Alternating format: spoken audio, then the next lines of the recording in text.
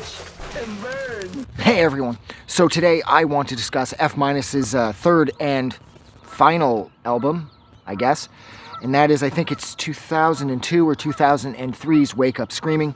Now this was produced by Steve Albini of Nirvana fame, and having Steve Albini come on, you know he's expensive, so you know he totally took a pay cut in order to have the ability to, or allow F- to work with him, because F-, needless to say, they weren't exactly rolling in the money. So anyways, this is one of the best punk rock albums I've ever heard. This thing's like a dump truck. Once this sort of gains enough momentum, this thing just doesn't stop. God, I hate geese. Shut the fuck up. Oh. They know they're protected here too. That's the worst part about geese. That's why they fuck with people. You can't touch them, but they can fuck you. They can completely destroy you. You know how many people I've seen them make fools of on YouTube?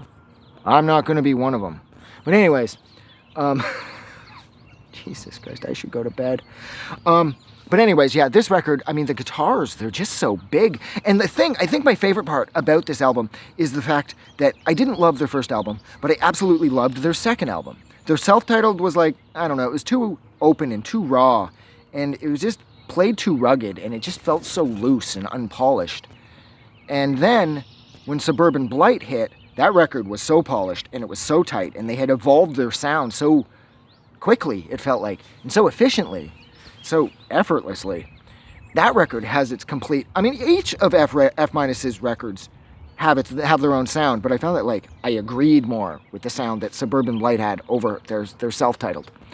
But this record is sort of like the perfect union of both, like the bonding of both together as one, and it pulls it off. Like, it's got the wide open sort of ruggedness and the rough and sort of staticky sounding guitars of the first, but it has the incredibly tight and sort of focus on rhythm and groove as far as the songwriting's concerned of the second album. And the production is large and it's massive, and it eats up like every bit of space possible in the audio spectrum.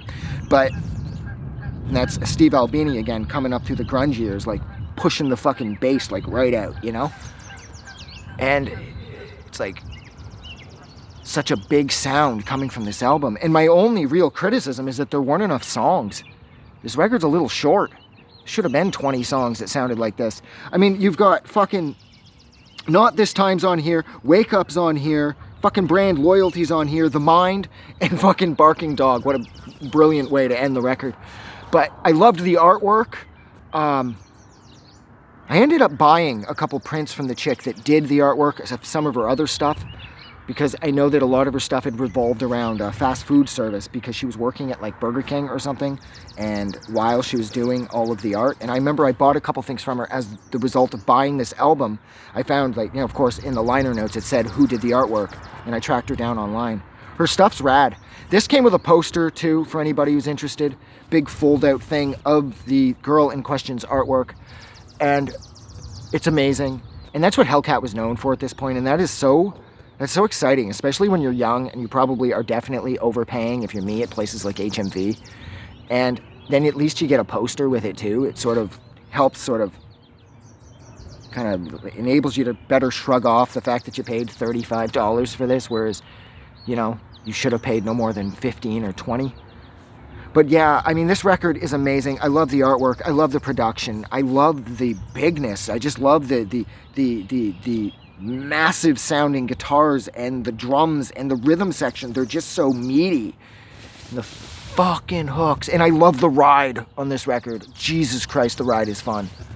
But anyways, look, I'm gonna go. So thank you so much for hanging out with me on this getting fucking colder and colder Monday morning. It's like May 22nd or some shit. Just fucking warm up. But anyways, look, I'm going to go, so thank you so much for hanging out with me again while I discussed F-Minus's third and, I think, final album. That is like 2002 or 2003's Wake Up Screaming. Like always, if you like this review, don't forget to do something nice for somebody. But most importantly, please don't forget that the world is a better place because you are in it. I'm going to go. Have a good morning. I just wanted to say thank you for making it through the entire video. I really appreciate it. And I'm going to remind everyone one more time, even though I've probably already done this in the video that you just watched, to please click the like button as well as the subscribe button because it helps this channel grow. And thank you for hitting like and subscribe, and we will see you guys really soon.